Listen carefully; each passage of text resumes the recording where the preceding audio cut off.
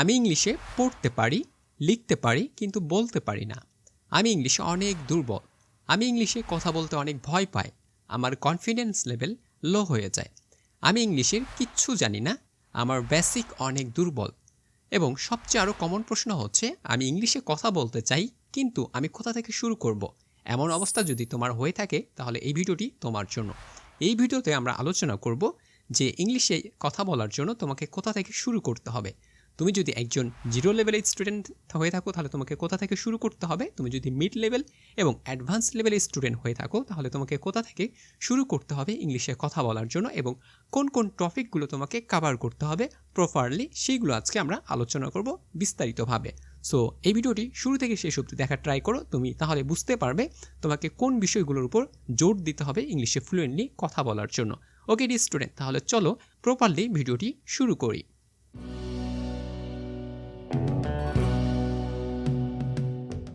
So D student, দেখতে পাচ্ছ English speaking road map. ইংলিশে প্রপারলি কথা বলার জন্য এই রোড ম্যাপটি আমরা 3 ভাগে ভাগ করেছি। প্রথমে রেখেছি জিরো লেভেল, তারপরে রেখেছি মিড লেভেল এবং লিখেছি অ্যাডভান্স লেভেল। যার যে লেভেলের সক্ষমতা রয়েছে তাকে সেই লেভেল থেকেই শুরু করতে হবে। তুমি যদি একেবারেই ইংলিশ না জেনে থাকো, ধরো তুমি আলফাবেট চেনো না, পার্সন চেনো না, বা তুমি গ্রামের কোনো কিছুই জানো না, এটাও হতে পারে তুমি অক্ষরও জানো না, তাহলে তোমাকে অবশ্যই জিরো লেভেল থেকে কি করতে হবে? শুরু করতে হবে। কিন্তু তুমি মোটামুটি অক্ষর চিনো, আলফাবেট চিনো, পার্সন চিনো এবং মোটামুটি গ্রামার সম্পর্কে একটা ধারণা আছে। গ্রামার সম্পর্কে ধারণা না থাকলেও তুমি মোটামুটি আলফাবেটগুলো ভালোভাবে চিনো, পড়ে বুঝতে পারো, কিন্তু কথা বলতে পারো না, তাহলে তোমাকে মিড লেভেল থেকে শুরু করতে হবে। আর যারা লিখতে পারে, পড়ে শুনতে পারে এবং পড়তেও পারে, ঠিক আছে, তাদেরকে অ্যাডভান্স লেভেলে যেতে হবে এবং এখান থেকেই শুরু করতে হবে। কীভাবে শুরু করবে সেটা আমরা এখন প্রপারলি আলোচনা করব। সো এখানে 3টি লেভেলে সুন্দর করে দেখানো হয়েছে যে কী কী টপিকস তোমাকে কভার করতে হবে। এগুলোর বিস্তারিত আলোচনা আমরা একটু পরেই ভালোভাবে জানতে পারবো। সো প্রথমে কথা বলি জিরো লেভেল। যারা জিরো লেভেল রয়েছে তাদেরকে অবশ্যই আলফাবেট কভার করতে হবে।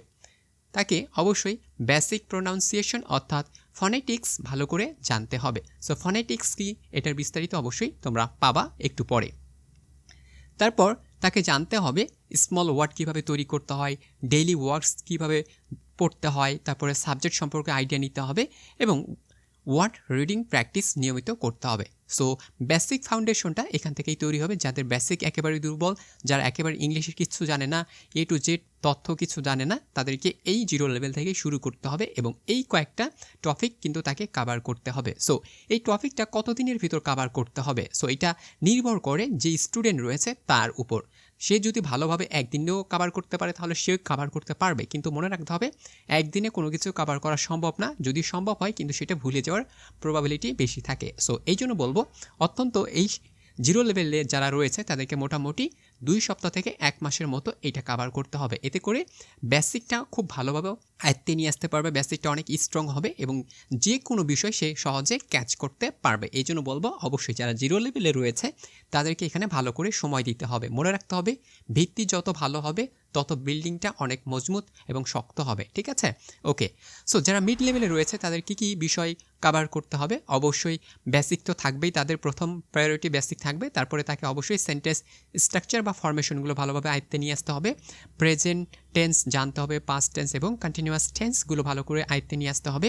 এমএসআর অর্থাৎ বি ভার্বের ব্যবহার জানতে হবে, ডু ভার্বের ব্যবহার জানতে হবে এবং কিভাবে কোশ্চেন তৈরি করতে হয় সেগুলো জানতে হবে। কিভাবে নেগেটিভ কোশ্চেন এবং পজিটিভ কোশ্চেন তৈরি করতে হয় অবশ্যই ভালো করে জানতে হবে। এছাড়াও পাশাপাশি জানতে হবে প্রিপোজিশনের ব্যবহার, কারণ কথা বলতে গেলে প্রিপোজিশনের যে কতটা গুরুত্ব রয়েছে শুধুমাত্র যারা ইংলিশে কথা বলতে চায় ফ্লুয়েন্টলি শুধুমাত্র তারা এর গুরুত্বটা বুঝতে পারবে। সো তুমি যদি মনে করো যে তোমার ফ্লুয়েন্টলি ইংলিশে কথা বলার প্রয়োজন রয়েছে বা ইংলিশে ভালো করার জন্য তোমাকে অবশ্যই প্রিপোজিশনের ব্যবহারটা জানতে হবে, ঠিক আছে? সো তারপরে ডেইলি ফ্রেজগুলো জানতে হবে। ফ্রেজগুলো কথাটাকে আরও শর্ট করে এবং খুব স্মুথ করে এবং শুনতে অনেক ভালো শোনায়। এই জন্য অবশ্যই ডেইলি ফ্রেজের ব্যবহার শিখতে হবে।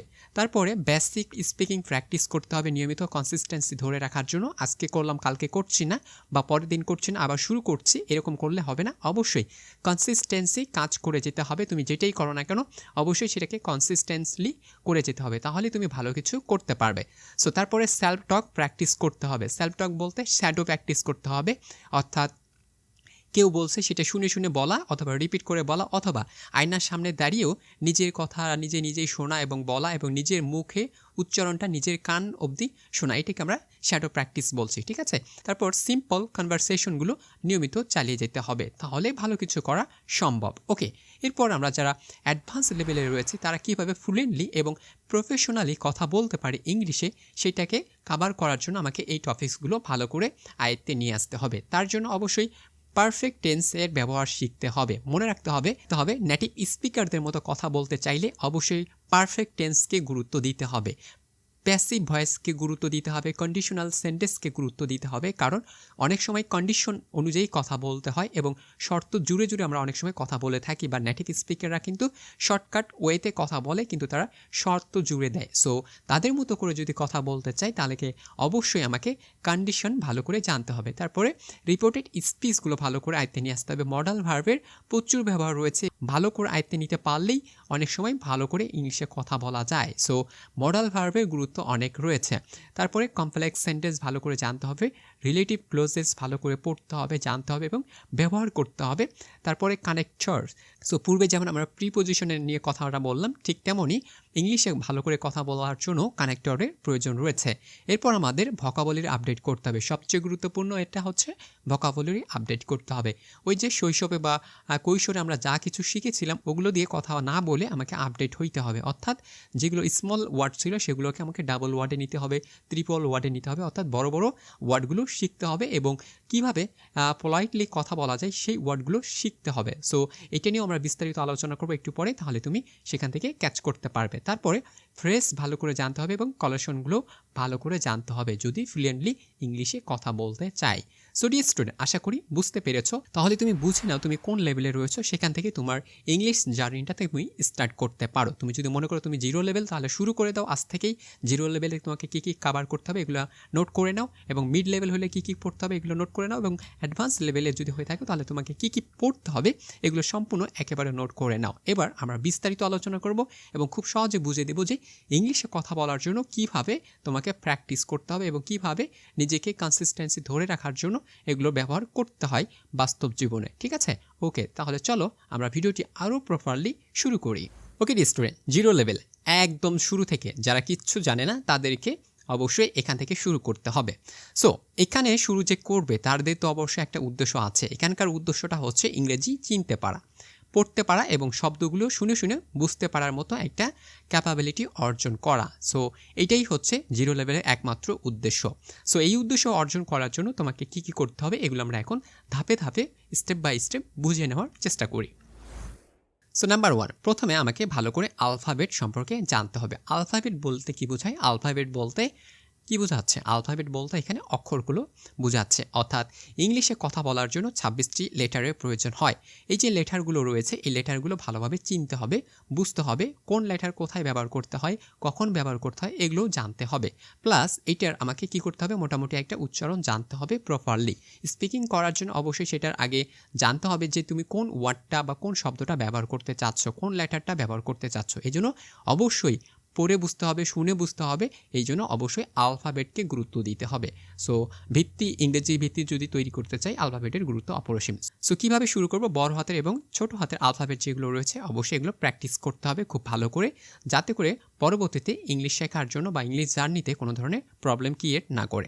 সো যেমন এ রয়েছে, বি রয়েছে, সি রয়েছে, এইভাবে অনেকগুলো 26টি লেটার রয়েছে। এই 26টি লেটারকে একত্রে বলা হয় আলফাবেট। সো আলফাবেট সম্পর্কে ভালো ধারণা রাখতে হবে, চিনতে হবে, বুঝতে হবে, তাহলে আমরা কিন্তু ইংলিশ শেখার যে জার্নিটা এক ধাপ এগিয়ে যেতে পারবো। এইগুলো ছাড়া কিন্তু আমরা পরবর্তীতে যে লেভেলগুলো রয়েছে এগুলোতে যেতে পারবো না। সো আশা করছি আলফাবেট সম্পর্কে সবার ধারণা ক্লিয়ার হয়ে গিয়েছে। সো নাম্বার 2, এবার আমাকে জানতে হবে বেসিক প্রোনাউন্স অর্থাৎ সাউন্ড জানতে হবে, যেটাকে আমরা বলে থাকি ফনেটিক্স। ইংলিশে আলফাবেট রয়েছে 26টি, কিন্তু ফনেটিক্স রয়েছে 44টি অর্থাৎ 44 রয়েছে। সো এই 26টি আলফাবেটকে উচ্চারণ করতে হয় 44 ভাবে। ঠিক আছে, সো এইটার প্রোনাউন্সিয়েশন ভালো করে জানতে হবে, কেননা তুমি যে কথাটা বলবা এই কথাটা আরেকজন শুনবে, সে যেন শুনে বুঝতে পারে তুমি কি বলতে চেয়েছো। আবার যে ব্যক্তি তোমার সাথে কথা বলছে সে কি বলতে চেয়েছে সেটাও যেন তুমি শুনে বুঝতে পারো। তাহলেই কিন্তু তুমি তার প্রশ্নের অ্যান্সার দিতে পারবা এবং তুমি তার সাথে কথা বলতে পারবা খুব সহজে। কিন্তু তুমি কি বলছো সে তা বুঝতে পারছে না এবং সে কি বলছে তুমি তা বুঝতে পারছো না, তাহলে কোনোভাবে কথাটাকে সামনের দিকে এগিয়ে নেওয়া যাবে না। সো এই জন্য অবশ্যই প্রোনাউন্সিয়েশনে গুরুত্ব দিতে হবে। মনে রাখতে হবে একটা শব্দ ভুল উচ্চারণ করলে আর একটা মিন হবে। সো ভুল উচ্চারণ থেকে অবশ্যই নিজেকে দূরে রাখতে হবে। তবে চিন্তার কোনো কারণেই, শুরুতে সবাই ভুল করে, শুরুতে নিজেকে প্র্যাকটিস করার জন্য আয়নার সামনে দাঁড়াতে পারো, নিজে বকবক করতে পারো। অবশ্যই মনে রাখতে হবে ইংলিশ যখন প্রোনাউন্স করবে তোমার কথা যেন তুমি শুনতে পারো এমনটা জোরে জোরে বলতে হবে। কতটা জোরে জোরে বলতে হবে? তোমার কথা যেন তোমার কান অবধি পৌঁছাতে পারে এমনটা জোরেই তোমাকে প্রোনাউন্সিয়েশন করতে হবে। ভুল করলেও সমস্যা নেই, প্রথম দিকে ভুল হবে, এটাই স্বাভাবিক। তবে অবশ্যই প্রফেশনালি হতে গেলে তোমাকে নিজে থেকেই প্র্যাকটিসটা বেশি করতে হবে। তোমাকে কেউ ধরে ধরে প্র্যাকটিস করাতে পারবে না যতক্ষণ না তুমি নিজে থেকে প্র্যাকটিস করছো, ঠিক আছে? সো এখানকার সবচেয়ে গুরুত্ব দিতে হবে সেটা হচ্ছে ভাওয়েল সাউন্ডকে। মনে রাখতে হবে ইংলিশে সবসময় সবচেয়ে গুরুত্বপূর্ণ সেটি হচ্ছে vowel. A E I O U, এই 5টি ভাওয়েল রয়েছে। এই 5টি ভাওয়েল সবচেয়ে গুরুত্বপূর্ণ ইংলিশ শেখার ক্ষেত্রে, কারণ এই ভাওয়েলগুলোই বাকি যে আলফাবেটগুলো রয়েছে, বাকি যে লেটারগুলো রয়েছে সেখানে কিন্তু গুরুত্বপূর্ণ ভূমিকা রাখে, এগুলোই কিন্তু সাউন্ড করে। সো এদের সাউন্ডটা সবসময় বেশি ব্যবহৃত হয়ে থাকে, এই জন্য এইটাকে সবচেয়ে গুরুত্ব দিতে হবে। সিম্পল প্রোনাউন্সিয়েশনগুলো তোমাকে অবশ্যই করতে হবে, যেগুলো ব্যতিক্রম রয়েছে অর্থাৎ এক্সেপশনাল কিছু প্রোনাউন্সিয়েশন রয়েছে ওগুলোও তোমাকে প্র্যাকটিস করতে হবে যদি তুমি ফ্লুয়েন্টলি ইংলিশে কথা বলতে চাও। সো এখানে কিছু বাংলার রয়েছে, যেমন এখানে ক্যাট রয়েছে, সো এইটার ক্যাট উচ্চারণ করতে হবে। ডগ রয়েছে, ফ্যান রয়েছে। সো এখানে কিন্তু সিম্পল একটা উচ্চারণ দেওয়া রয়েছে, বাট এটা যদি ফনেটিক্স উচ্চারণ করি তাহলে আমাদের এই যে সির উচ্চারণটা অনেক সময় খ হবে, কখনো ক হবে, ঠিক আছে? এইভাবে উচ্চারণ হবে। ড আছে, ড এর উচ্চারণটাও ড হবে। পি আছে, প হবে, কখনো ফ হবে। সো এইগুলোর উচ্চারণ কিন্তু ভালো করে জানতে হবে, ঠিক আছে? সো পরবর্তীতে আমরা কিন্তু আরও বিস্তারিত আলোচনা করব যাতে করে আমাদের সমস্যা না হয়। সো এটা কেন জানবো, কেন দরকার? ঠিকভাবে পড়তে পারার জন্য আমাদের অবশ্যই এই প্রোনাউন্সিয়েশনটা অবশ্যই দরকার রয়েছে, ঠিক আছে? ওকে, তারপর নেক্সট লেভেলে আমাদের জানতে হবে সেটি হচ্ছে ভেরি স্মল ওয়ার্ড অর্থাৎ বেসিক ভোকাবুলারি। কথা বলার জন্য ভোকাবুলারি অবশ্যই প্রয়োজন রয়েছে, কারণ আমি যদি শব্দই না জানি তাহলে তো কথা বলতে পারবো না। কারণ কথা বলার জন্য আমাকে শব্দ চিনতে হবে, শব্দ জানতে হবে, তাই না? এই জন্য আমাকে অবশ্যই শব্দ তৈরি করার জন্য আমাকে ছোট ছোট যে শব্দগুলো রয়েছে সেগুলো জানতে হবে। সিম্পল আমি যদি বলি আমি, তুমি, সে, এগুলো যেমন শব্দ, এইরকম শব্দ তৈরি করার জন্য আমাকে ছোট ছোট ওয়ার্ড শিখতে হবে। সো এই ওয়ার্ডগুলো কিভাবে শিখবো, এখানেই সবচেয়ে আরও ভুল করে থাকে। সো আমি কিভাবে শিখবো, সো কিভাবে শিখবা এটার জন্য আমি একটা ধারণা দিই, সেটি হচ্ছে প্রপারলি তোমাকে আইডেন্টিফাই করতে হবে তুমি কোন ওয়ার্ডগুলো আগে শিখতে চাচ্ছ। সো আমি তোমাকে বলবো আগে ছোট ছোট ওয়ার্ডগুলো শিখবা, কারণ এগুলো তোমাকে বেসিকটা স্ট্রং করতে অনেকটা সহযোগিতা করবে, ঠিক আছে? সো তার মানে কি এলোমেলোভাবে শিখবা? না, এলোমেলোভাবে না, অবশ্যই তোমাকে টপিক অনুযায়ী শিখতে হবে। তুমি যদি আজকে ফুলের নাম শিখো তাহলে শুধুমাত্র আজকে ফুলের নামগুলো যতদিন পর্যন্ত মুখস্থ করতে পারোনি, যতদিন পর্যন্ত মনে রাখতে পারোনি, ঠিক ততদিন তোমাকে এই ফুলের নামগুলোই শিখতে হবে। দেন ফুলের নাম যদি শেখা হয়ে যায় প্রপারলি, দেন তুমি মাছের নামগুলো শিখবা। মাছের নাম যদি প্রপারলি শেখা শেষ হয়ে যায় তাই তুমি ফলের নাম শিখবা। ফলের নাম শেখা হয়ে গেলে তুমি পোশাকের নাম শিখবা। পোশাকের নাম শেখা হয়ে গেলে তুমি প্রাণীর নাম শিখবা। এই যে টপিক ধরে ধরে পড়াশোনার চেষ্টা করবা, অর্থাৎ মুখস্থ করার চেষ্টা করবা, ঠিক আছে? জানার চেষ্টা করবা। কিন্তু তুমি আজকে একটা ফলের নাম পড়েছো, কালকে পড়েছো পশু পাখির নাম, তারপরের দিন পড়েছো মাছের নাম, তারপরের দিন পড়েছো সবজির নাম। এইভাবে এলোমেলোভাবে কখনোই পড়াশোনা করা উচিত না। এতে করে তোমার শব্দটা বা তুমি যে পড়েছো এটা কিন্তু মনে রাখাটা অনেক কঠিন হয়ে যায়। সো আমি বলবো সবচেয়ে ভোকাবুলারি ভালো করে পড়ার সবচেয়ে একটা সেরা উপায় হচ্ছে টপিক অনুযায়ী পড়া এবং সেটা টপিকটা শেষ করে অন্য টপিকে যাওয়া, ঠিক আছে? ওকে ডিয়ার স্টুডেন্ট, আশা করি বুঝতে পেরেছো। সো 4 নম্বরে শিখতে হবে সেটি হচ্ছে ডেইলি কমন ওয়ার্ডস শিখতে হবে। সো ইংলিশে কথা বলার জন্য ছোট ছোট কিছু কমন ওয়ার্ড রয়েছে, এই ওয়ার্ডগুলো কিন্তু আমাদের ভালো করে জানতে হবে। সো এটা জানার জন্য অবশ্যই আমাকে আগে ভোকাবুলারিটা বিল্ড করতে হবে। সো আমি বললাম যেমন ফুডের নাম রয়েছে, খাবারের নাম বলতে হবে, স্কুলের নাম রয়েছে, হোমের নাম রয়েছে, ওয়াটারের নাম রয়েছে। সো সিম্পল এগুলো এক একটা নাম ধরে নাও যে আছে। সো যেমন পানি রয়েছে, পানি তো অনেক ধরনের থাকতে পারে, ঠিক আছে? সফট ড্রিঙ্কস রয়েছে, ওয়াট ড্রিঙ্কস রয়েছে, সেগুলো তোমাকে প্রকারভেদগুলো জানতে হবে। খাবার রয়েছে, শুধু খাবার বলতে সব খাবারকে বোঝায় না, প্রত্যেকটা খাবারেই স্পেসিফিক একটা নাম রয়েছে। সো এই কমন ওয়ার্ডগুলো তোমাকে কী করতে হবে, জানতে হবে, ঠিক আছে? তাহলে তুমি কিন্তু খুব সহজে ইংলিশে কথা বলতে পারবা এবং বাস্তব জীবনে এদের ব্যবহার তোমাকে অবশ্যই প্রতিনিয়ত করতে হবে। শুধু শব্দ শিখলে হবে না, সেই শব্দ দ্বারা তোমাকে রিয়েল লাইফের এক্সাম্পলগুলো সেট করতে হবে খুব ধীরে ধীরে। যদি মনে করো তুমি বাক্য তৈরি করতে পারছো না, নো প্রবলেম, তাহলে তুমি শুধুমাত্র আগে ওয়ার্ডগুলো শেখার চেষ্টা করো, জানার চেষ্টা করো যে কোন ওয়ার্ড দ্বারা কোন জিনিসটাকে বোঝানো হচ্ছে, বা এটার বাংলা কি বা এটার ইংলিশটা কি, ঠিক আছে? তাহলে খুব সহজে তুমি কিন্তু বুঝতে পারবে। ওকে, পরবর্তীতে যেটা 5 নাম্বার রয়েছে, 5 নাম্বারে আমাকে জানতে হবে সাবজেক্ট। যেহেতু আমি কথা বলবো, সো আমি কার সাথে কথা বলবো, কাকে উদ্দেশ্য করে কথা বলবো, কাকে বুঝিয়ে কথা বলবো, এটা যদি বুঝতে না পারি তাহলে তো আমি কথা বলতে পারবো না, তাই না? সো এই জন্য আমাকে সাবজেক্ট চিনতে হবে, সাবজেক্ট সম্পর্কে আইডিয়া নিতে হবে, কাকে উদ্দেশ্য করে আমি কথা বলবো। সো মনে রাখো, পৃথিবীতে খুব লিমিটেড সাবজেক্ট রয়েছে। লিমিটেড সাবজেক্ট জানার জন্য তোমাকে অবশ্যই পার্সেন্ট জানতে হবে। পার্সেন্ট যদি তুমি প্রপারলি জানতে পারো তাহলে তুমি পৃথিবীর যে কোনো সাবজেক্ট সম্পর্কে ধারণা পেয়ে গেছো এবং খুব ভালোভাবে সাবজেক্ট চিনতে পারবা এবং বুঝতে পারবা যে এটাই হচ্ছে সাবজেক্ট। সো সাবজেক্ট জানার জন্য তোমাকে কি করতে হবে? পার্সেন্ট সম্পর্কে ভালো ধারণা রাখতে হবে, ঠিক আছে? ওকে ডিয়ার স্টুডেন্ট, আশা করি সাবজেক্ট সম্পর্কে ধারণা হয়ে গেছে। দেন তোমাকে ভার্ব সম্পর্কে একটু ছোট করে ধারণা নিতে হবে। সো প্রথমেই বললাম যে ওই যে তুমি ভোকাবুলারি মুখস্থ করছো, ওটাই হচ্ছে ভার্ব। ভোকাবুলারি দিয়েও তুমি কাজ করতে পারবা ভার্বে। সো এটাও তোমাকে চিনতে হবে ভার্ব কোনটা, কোথায় তাকে ব্যবহার করতে হয়, ছোট করে এগুলো জেনে নিবা, ঠিক আছে? তার পরবর্তীতে কি কি করতে হবে এটা আমরা এখন একটু দেখে নেই। সো পরবর্তীতে আমরা জিরো লেভেলে যারা রয়েছে, আমাদের বেসিকটা ঠিক করার জন্য আমাদের মোটামুটি 5টা ধাপ রয়েছে, 5টা ধাপ বা 5টা টপিকস রয়েছে। এই 5টা টপিক যদি আমি কভার করতে পারি তাহলে আমাদের বেসিকটা অনেক স্ট্রং হবে, ঠিক আছে? সো আমি এখান থেকে আসলে কি শিখবো বা কি শিখতে পারি? এই লেভেলে যারা শেষ করবে, অর্থাৎ যারা জিরো লেভেল শেষ করবে, তারা ইংরেজি অক্ষর চিনতে পারবে, ছোট শব্দ পড়তে পারবে, কিছু শব্দ বুঝতে পারবে এবং বেসিক সাবজেক্ট সম্পর্কে তাদের ধারণা হবে। তাহলে এগুলো কিন্তু সে জানতে পারলো এবং শিখতে পারলো। সো রিয়েলিটি চেক কি হবে? সো এখানে কোনো ধরনের ফ্লুয়েন্সি নেই, এখানে ফাউন্ডেশনটা তৈরি হবে, এখানে ভুল করার প্রবাবিলিটি থাকবে, অর্থাৎ এখানে ভুল হতেই পারে। নো প্রবলেম, ভুল করো, ভুল থেকেই শিখতে পারবা, ঠিক আছে? সো যত শিখবা তত ভুল করবা এবং যত ভুল করবা তখন ভুল থেকে তুমি সমাধান করার চেষ্টা করতে পারবা। আশা করি জিরো লেভেলটা যারা একদম কিছু বোঝে না তাদের একটা বেসিক ধারণা হয়ে গেছে এবং তুমি যদি ভালো করে জানতে চাও তাহলে অবশ্যই আমার ভিডিওগুলো প্রতিনিয়ত দেখার চেষ্টা করে এখান থেকে তুমি তোমার বেসিকটাও ঠিক করে নিতে পারবে ডিয়ার স্টুডেন্ট। আর তোমরা কোন সাবজেক্টের উপর কোন বিষয়গুলো জানতে চাচ্ছ সেগুলো অবশ্যই কমেন্ট সেকশনে জানিয়ে দেবে। আর তুমি নতুন হয়ে থাকলে অবশ্যই চ্যানেলটি সাবস্ক্রাইব করে দিও, ঠিক আছে? ওকে, আমরা এবার মিড লেভেলে কী কী আমাদের জানতে হবে, কোন টপিকগুলো পড়তে হবে সেগুলো একটু জেনে নিই। ওকে, এবার আমরা জানবো মিড লেভেল যারা রয়েছে, সো তাদের অবশ্যই বেসিকটা কি করতে হবে, ক্লিয়ার করতে হবে। বেসিক সম্পর্কে অবশ্যই ধারণা রাখতে হবে, না হলে তুমি মিড লেভেলে কোনোভাবেই কাজ করতে পারবে না। তারপর তোমার কনভারসেশন যেগুলো রয়েছে এগুলো অবশ্যই ভালো করে জানতে হবে। সো এইটার উদ্দেশ্য কি? যারা মিড লেভেলে রয়েছে তাদের উদ্দেশ্যটা কি? অবশ্যই একটা উদ্দেশ্য রাখতে হবে, ছোট বাক্যে কথা বলা শিখতে হবে এবং জানতে হবে এবং বেসিক কনভারসেশনগুলো প্রতিনিয়ত চালিয়ে যেতে হবে, রেগুলারলি কথা বলতে হবে, এটাই হচ্ছে তাদের উদ্দেশ্য, ঠিক আছে? ওকে, তারপরে আমাদের যেটি সবচেয়ে গুরুত্বপূর্ণ সেটি আমরা এখন দেখব যে আমাদের কী কী টপিকস কভার করতে হবে। সো প্রথমে আমাকে কভার করতে হবে সেটি হচ্ছে সেন্টেন্স স্ট্রাকচার বা সেন্টেন্স ফরমেশন, ঠিক আছে? অবশ্যই আমাকে সেন্টেন্স ফরমেশন বা সেন্টেন্স স্ট্রাকচার সম্পর্কে আমাকে প্রপারলি একটা ধারণা থাকতে হবে, কিভাবে একটা বাক্য তৈরি হয় এবং বাক্য তৈরি হওয়ার জন্য কী কী প্রয়োজন রয়েছে সেগুলো অবশ্যই আমাকে ভালো করে জানতে হবে, ঠিক আছে? বাক্য বানানো শিখতে হবে, কারণ আমি যখন কথা বলবো শব্দ দিয়ে তো আমি কথা বলতে পারি না, তখন আমাকে কি করতে হবে? প্রত্যেকটা শব্দ একটা শব্দের সাথে আর একটা শব্দের সাথে কি করতে হবে? জুড়ে জুড়ে আমাকে কথা বলতে হবে। যখন আমরা একসাথে অনেকগুলো শব্দ একত্রে বসে বাক্য মনের ভাব প্রকাশ করার জন্য প্রকাশ করব, তখনই শুধু আমরা সেটা বাক্য বলতে পারি, অর্থাৎ সেন্টেন্স বলতে পারি। তার মানে অনেকগুলো শব্দ পাশাপাশি বসবে এবং মনের ভাব অর্থসম্পূর্ণভাবে প্রকাশ করবে, তখনই আমরা তাকে সেন্টেন্স বলবো, ঠিক আছে?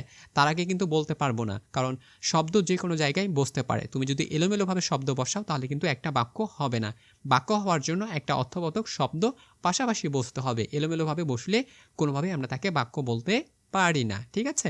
বাক্য হওয়ার জন্য একটা ছোট স্ট্রাকচার থাকে, সেটি হচ্ছে সাবজেক্ট, তারপরে হচ্ছে ভার্ব, তারপরে হচ্ছে অবজেক্ট। এই তিনটি সিম্পল স্ট্রাকচার তুমি যদি জানো তাহলেই তোমার অনেক সহজ হয়ে যায় কথা বলার জন্য। সো তোমাকে চিনতে হবে সাবজেক্ট। সো এখানে সাবজেক্ট বলতে কি? সাবজেক্ট বলতে যে ব্যক্তিটা কি বলবে, কাজ করবে, ঠিক আছে? যে ব্যক্তি কথা বলবে, যে ব্যক্তির সাথে তুমি কথা বলতে চাচ্ছ সেটা তুমি কারো হতে পারো, এই ধরনের কিছু হবে। সো এইটাকে আমরা বলবো সাবজেক্ট। ভার্ব বলতে কি বোঝায়? ভার্ব বলতে কাজ। তুমি পৃথিবীতে যা কিছুই করো না কেন সবগুলোই হচ্ছে কাজ। সো এই কাজটা করার জন্য তোমাকে ভার্ব চিনতে হবে। অবজেক্ট বলতে আমরা যা কিছু করেছি, ঠিক আছে? বক্তা যা করেছে বা ব্যক্তি যা করেছে তার কর্মকৃত কাজকে আমরা কি বলবো অবজেক্ট বলে থাকবো so simply subject verb object যদি আরও প্রপারলি জানতে চাও আমার চ্যানেলে ভিডিও দেওয়া রয়েছে সেগুলো দেখেও তুমি তোমার বেসিকটা স্ট্রং করে নিতে পারো ঠিক আছে সো এখানে দেখো আই ইট রাইস আমি খাবার খাই বা আমি ভাত খাই সো আই মানে হচ্ছে কি আমি ঠিক আছে ইট মানে হচ্ছে কি খাওয়া রাইস মানে হচ্ছে কি ভাত সো আমি তাহলে কি খাই আমি ভাত খাই আই ইট রাইস তো এটা হয়ে গেল আমাদের সাবজেক্ট ভার্ব অবজেক্ট তারপরে he plays football so subject রয়েছে এখানে হি তারপরে ভার্ব রয়েছে প্লে তারপরে হচ্ছে ফুটবল রয়েছে যেহেতু এটা 3rd সিঙ্গুলার নাম্বার এই জন্য আমরা ভার্বের সাথে অ্যাস যুক্ত করেছি সো এগুলো তোমাকে জানার অবশ্যই এখন প্রয়োজন নেই যদি জানতে চাও অবশ্যই ভালো হয় কারণ বেসিকটা যদি ক্লিয়ার থাকে তখন তোমার বাক্য গঠন করতে অনেকটা সহজ হয় ঠিক আছে ওকে ডিয়ার স্টুডেন্ট ওকে এরপর আমাদের রয়েছে 2 নাম্বার সেটি হচ্ছে বেসিক টেন্স জানতে হবে ডিয়ার স্টুডেন্ট তুমি তো কথা বলা শিখলা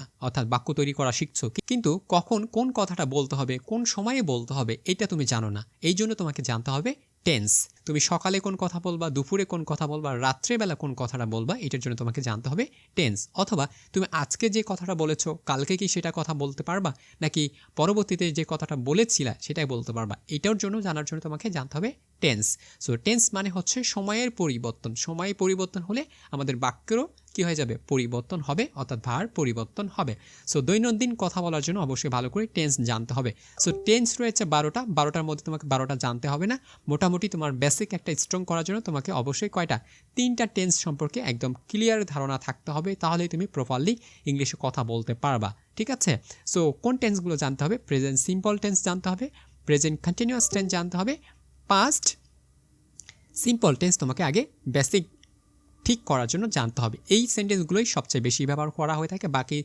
বাকি টেন্স যেগুলো রয়েছে এগুলো কিন্তু আমরা খুব কম ব্যবহার করে থাকি পরবর্তীতে আমরা আরও ভিডিও নিয়ে আসবো যে প্রপারলি ইংলিশে কথা বলার জন্য 12টি টেন্সের ভিতর তোমাকে মোট কয়টি টেন্স জানতে হবে যাতে করে তুমি ফ্লুয়েন্টলি ইংলিশে কথা বলতে পারো dear student so dear student আশা করি তুমি বুঝতে পারছো যে কোন টেন্সটা তোমাকে সবচেয়ে গুরুত্ব দিতে হবে ঠিক আছে প্রেজেন্ট সিম্পল টেন্স দ্বারা আমরা কি বুঝি প্রেজেন্ট সিম্পল টেন্স হচ্ছে বর্তমানে কোনো কাজ করছি ঠিক আছে এমন কোনো কিছু হলে আমরা সেটাকে প্রেজেন্ট সিম্পল টেন্স বলছি কিন্তু কোনো কাজ চলমান আছে যেমন আমি এখন তোমাকে পড়াচ্ছি বা বুঝাচ্ছি এই কাজটা কিন্তু চলমান আছে আমি এখনও শেষ করিনি সো এটাকে বলা হয় প্রেজেন্ট কন্টিনিউয়াস টেন্স আর পাস্ট সিম্পল টেন্স হচ্ছে আমি কোনো কাজ করেছিলাম ঠিক আছে যেমন গতকাল আমি তোমাকে অন্য একটা বিষয় পড়িয়েছি সো গতকাল হয়ে গেছে সো এই কাজটাকে বোঝানোর জন্য আমরা পাস্ট টেন্স বলে থাকি তার মানে আমাকে অবশ্যই জানতে হবে অতীতে আমি কি করেছি বর্তমানে আমি কি করছি এবং ভবিষ্যতে আমি কি করতে চাই এই যে 3টা টেন্স রয়েছে এই 3টা টেন্সকে প্রপারলি তুমি যদি ধারণা রাখো তাহলে তোমার অর্ধেক কাজ হয়ে যাচ্ছে আবার এই 3টা টেন্সের 4 ভাগ করে কি রয়েছে 4টা করে অংশ রয়েছে এই 4টা করে অংশের ভিতর তোমাকে সবগুলো গুরুত্ব দিতে হবে না কথা বলার জন্য মোটামুটি 4 থেকে 5টা টেন্স জানলেই তুমি প্রপারলি ইংলিশে কথা বলতে পারবা সো 4 থেকে 5টা টেন্স জানার জন্য আরেকটা ভিডিও আসবে ওই ভিডিওর জন্য তোমরা অবশ্যই অপেক্ষা করবে ঠিক আছে ওকে ডিয়ার স্টুডেন্ট সো এবার আমাকে জানতে হবে অ্যাম ইজ আর ঠিক আছে অ্যাম ইজ আর বা বি ভার্বের ব্যবহার সো অ্যাম ইজ আর কি বা বি ভার্বটা কি অবশ্যই ভালো করে জানতে হবে অ্যাম ইজ আর বা বি ভার্বগুলো হচ্ছে সেটা হচ্ছে অক্সিলারি ভার্ব অর্থাৎ মেইন ভার্বকে সাহায্য করার জন্য এবং সাবজেক্টকে সহযোগিতা করার জন্য যে ভার্বটা আমরা ব্যবহার করে থাকি ওইটাকে বলা হচ্ছে অক্সিলারি ভার্ব বা বি ভার্ব ঠিক আছে অক্সিলারি ভার্বের অনেকগুলো অংশ রয়েছে বি ভার্ব রয়েছে ডু ভার্ব রয়েছে হ্যাভ ভার্ব রয়েছে ঠিক আছে সো মনে রাখবা যে বি ভার্ব মানেই হচ্ছে অ্যাম ইজ আর ওয়াজ ওয়ের এটা হচ্ছে টেন্স অনুযায়ী পরিবর্তন হবে সো তোমাকে মেনলি মনে রাখতে হবে বি ভার্বের ইউজ তোমাকে করতে হবে ঠিক আছে সো বি ভার্বের ইউজ তুমি যদি প্রপারলি করতে পারো তাহলে তোমার ইংলিশ শেখার জার্নিটা আরও অনেক সহজ হয়ে যায় ঠিক আছে সো এখানে তুমি দেখতে পাচ্ছ I am happy she is the student they are ready so এই যে এখানে আই অ্যাম রয়েছে এটা বি ভার্ব ইজ রয়েছে এটাও বি ভার্ব আর রয়েছে এখানে বি ভার্ব রয়েছে যদি এটা পাস্ট টেন্স হতো অর্থাৎ অতীতে যদি কথা বলতাম তাহলে আমরা এখানে লিখতাম ওয়াজ ঠিক আছে ওয়ের লিখতাম আবার যদি সেটা আমি ফিউচারে বলতাম তাহলে আমি লিখতাম হচ্ছে উইল শ্যাল উইল এগুলো আমরা কিন্তু ব্যবহার করতাম সো তোমাকে মনে রাখতে হবে যে বি ভার্বগুলো কী কী হয় সো বি ভার্ব তোমাকে অবশ্যই ভালো করে আইডিয়া রাখতে হবে ঠিক আছে ওকে সো এরপর আমাকে জানতে হবে সেটি হচ্ছে ডু ভার্ব অবশ্যই ভালোভাবে আয়ত্তে নিয়ে আসতে হবে কেননা ইংলিশে কথা বলার জন্য প্রশ্ন করার জন্য ডু ভার্বের গুরুত্ব অনেক রয়েছে। সো ডু ভার্ব করার জন্য তোমাকে অবশ্যই ভালো করে আয়ত্তে নিয়ে আসতে হবে। এছাড়াও তুমি চাইলে নেগেটিভ কথা বলার জন্য নেগেটিভ সেন্টেন্স কীভাবে গঠিত হয় এটাও তোমাকে ভালো করে ধারণা নিতে হবে। পজিটিভ কথা বলার জন্য পজিটিভ সেন্টেন্স কীভাবে তৈরি হয় এটাও সম্পর্কে তোমাকে ভালো করে ধারণা নিতে হবে। কেননা আমরা সবসময় হাবোধক কথা বলি না, আমরা অনেক সময় নাবোধকও কথা বলে থাকি। সো হাবোধক এবং নাবোধক দুইভাবেই আমরা কথা বলে থাকি। সো এটা জানার জন্য আমাকে অবশ্যই এই সেন্টেন্স প্যাটার্নগুলো ভালো করে জানতে হবে। সো সেন্টেন্স কত প্রকার এবং এটা কিভাবে গঠিত হয় এগুলো তোমাকে অবশ্যই ভালো করে জানতে হবে dear student. So do you like tea, তুমি কি চা পছন্দ করো? দেখো প্রশ্ন করা হয়েছে ডু ইউ লাইক টি, তুমি কি চা পছন্দ করো? দেখো প্রশ্ন করার জন্য আমরা ডু ইউজ করেছি, ঠিক আছে? এই জন্য অবশ্যই ডু ভার্বের ব্যবহার জানতে হবে, ঠিক আছে? তাছাড়া তুমি কিন্তু প্রপারলি ইংলিশে কথা বলতে পারবে না। ওকে, তারপরে আমাকে যে বিষয়টি কভার করতে হবে সেটি হচ্ছে আমাকে WH কোশ্চেন জানতে হবে। শুধুমাত্র কথা বলে গেলাম কিন্তু কোনো কথা জিজ্ঞেস করতে পারছি না কাউকে, কোনো প্রশ্ন করতে পারছি না কাউকে, তাহলে তো হবে না। সো যখনই আমি প্রপারলি কারোর সাথে ইংলিশে কথা বলবো তখনই আমাকে অবশ্যই তাকে কিছু জিজ্ঞেস করতে হবে এবং তাকে অ্যান্সারও দিতে হবে। সো জানতে হবে প্লাস আমাকে উত্তরও দিতে হবে। সো এটার জন্য আমাকে অবশ্যই প্রশ্ন করতে শিখতে হবে। সো কীভাবে প্রশ্ন করা যায়?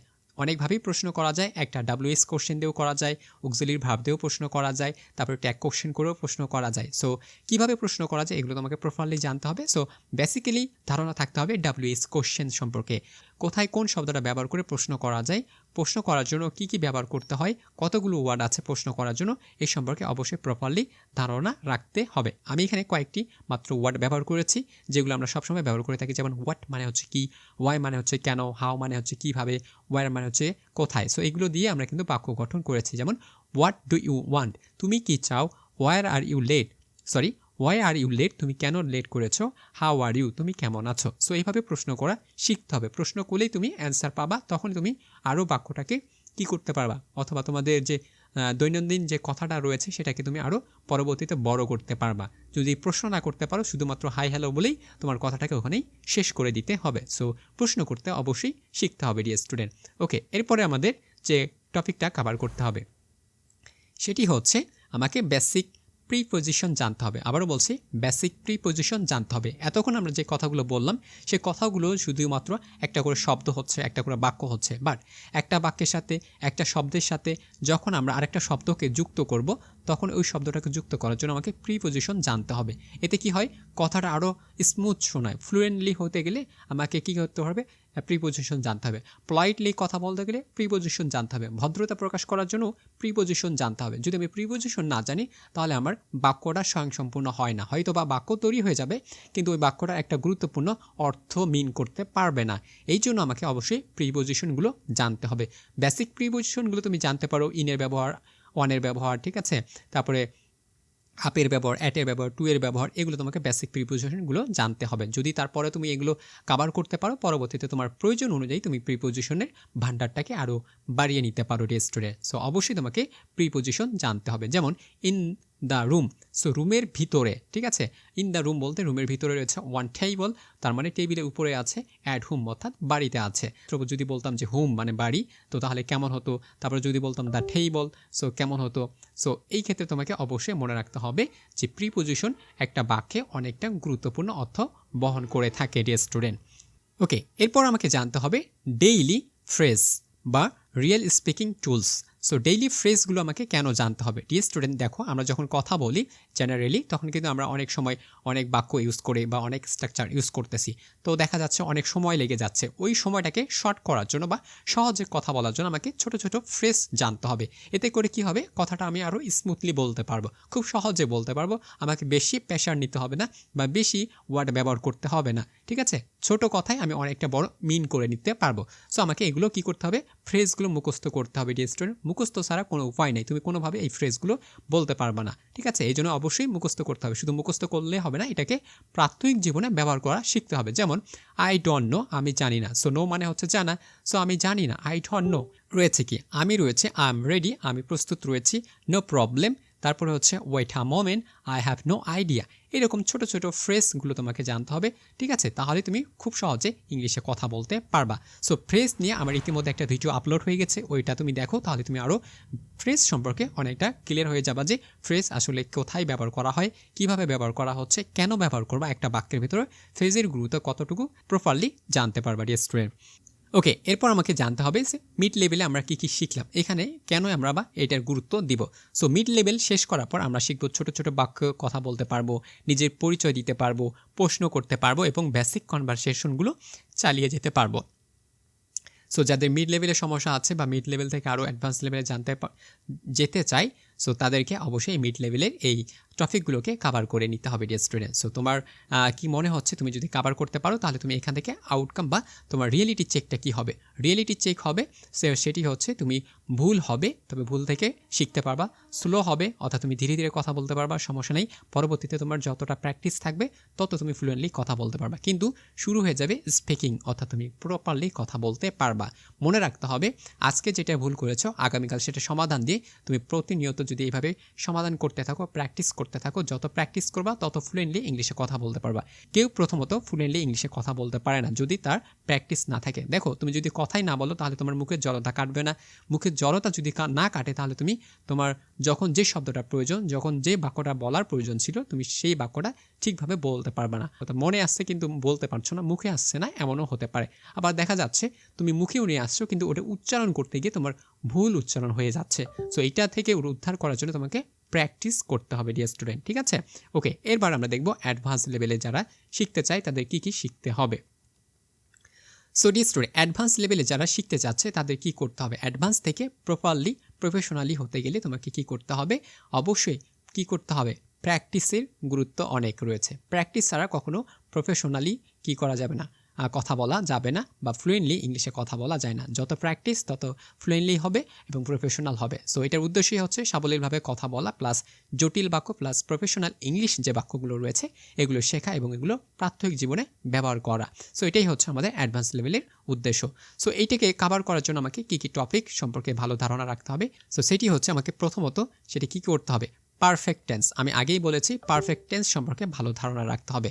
যারা প্রপারলি কথা বলে এবং ফ্লুয়েন্টলি কথা বলে, প্রফেশনালি কথা বলে, তারা পারফেক্ট টেন্স 90% ব্যবহার করে থাকে। সো 90% পারফেক্ট টেন্স দিয়ে কথা বলা যায়। সো অবশ্যই পারফেক্ট টেন্স সম্পর্কে ধারণা থাকতে হবে, ঠিক আছে? সো তারপরে প্রেজেন্ট পারফেক্ট সম্পর্কে ধারণা রাখতে হবে, পাস্ট পারফেক্ট সম্পর্কে ভালো ধারণা রাখতে হবে, ফিউচার পারফেক্ট সম্পর্কে ভালো ধারণা রাখতে হবে। তবে সবচেয়ে বেশি ব্যবহার করা হয় প্রেজেন্ট পারফেক্ট টেন্স। সো এইটা সম্পর্কে সবচেয়ে প্রপারলি অবশ্যই জানতে হবে। যেমন আমি কিছুক্ষণ আগে তোমাকে কী করেছি? জিরো লেভেল পড়িয়েছি, তারপরে হচ্ছে মিড লেভেল পড়েছি। তার মানে কিছুক্ষণ আগে একটা কাজ আমি কি করেছি? শেষ করেছি, কিন্তু তার ফলাফলটা আমি এখনও রয়ে গেছে। এমন কাজ বোঝানোর জন্য আমরা পারফেক্ট টেন্স ব্যবহার করে থাকি, অর্থাৎ present perfect. So I have done my work, আমি আমার কাজ করেছি, তার মানে কিছুক্ষণ আগে করে ফেলেছি। আমি কিছুক্ষণ আগে খাবার খেয়েছি, I have eaten my rice, আমি আবার কিছুক্ষণ আগে ভাত খেয়েছি, ঠিক আছে? সো এরকম করে আমাদের কাজ অনুসারে আমরা কিন্তু আমাদের বাক্য পরিবর্তন করব, ঠিক আছে? সো এগুলোকে আমাকে ভালো করে আয়ত্তে নিয়ে আসতে হবে ডিয়ার স্টুডেন্ট। এরপর আমাকে জানতে হবে সেটি হচ্ছে প্যাসিভ ভয়েস। সবচেয়ে গুরুত্বপূর্ণ এটি হচ্ছে প্যাসিভ ভয়েস। অনেক সময় দেখা যাচ্ছে আমি কাজটি করছি না কিন্তু আমি কারো দ্বারা ওই কাজটা করে নিচ্ছি।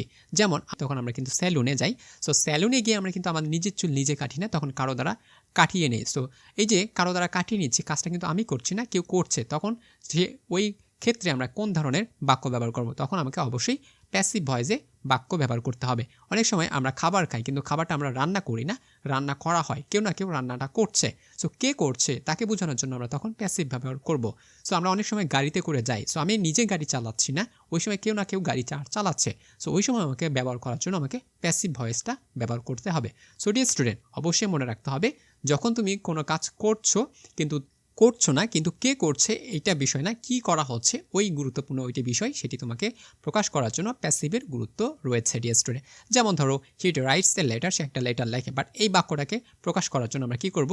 এ letter is written by him, a letter is written by him, যে চিঠিটি তার দ্বারা লেখা হয়েছে, অর্থাৎ আমি লিখি নাই, সে লিখেছে, তার মানে তাকে প্রকাশ করার জন্য আমরা কি করেছি, প্যাসিভ ভয়েসের ইউজ করেছি। সো প্যাসিভ সম্পর্কে ভালোভাবে ধারণা রাখতে হবে ডিয়ার স্টুডেন্ট, যদি ফ্লুয়েন্টলি এবং প্রফেশনালি ইংলিশে কথা বলতে চাও। ঠিক আছে, ওকে ডিয়ার স্টুডেন্ট। তারপরে আমরা দেখি যে কোন টপিকটা আমাকে কভার করতে হবে। তারপরে আমাকে জানতে হবে কন্ডিশন। ডিয়ার স্টুডেন্ট, অনেক সময় আমরা কিন্তু শর্ত দিয়ে কথা বলি। সো শর্ত দিয়ে কথা বলতে হলে এবং যদি আমি কথা বলার মধ্যে কিছু প্যাস বা জটিল বাক্য ব্যবহার করতে চাই, তখনই আমাকে কন্ডিশন জানতে হবে। কন্ডিশনগুলো বাস্তব হতে পারে, কল্পনা হতে পারে, ঠিক আছে, এমন অনুশোচনামূলকও হতে পারে। সো এইরকম বাক্য ব্যবহার করার জন্য আমাকে কন্ডিশন ব্যবহার করতে হবে। সো সিম্পলি কন্ডিশন মোটামুটি রয়েছে 4 ধরনের রয়েছে। জিরো কন্ডিশন রয়েছে, first condition, second condition, third condition. So এরকম কন্ডিশন রয়েছে। সো প্রত্যেকটা কন্ডিশনের ফরমেশনে কিন্তু আলাদা রয়েছে।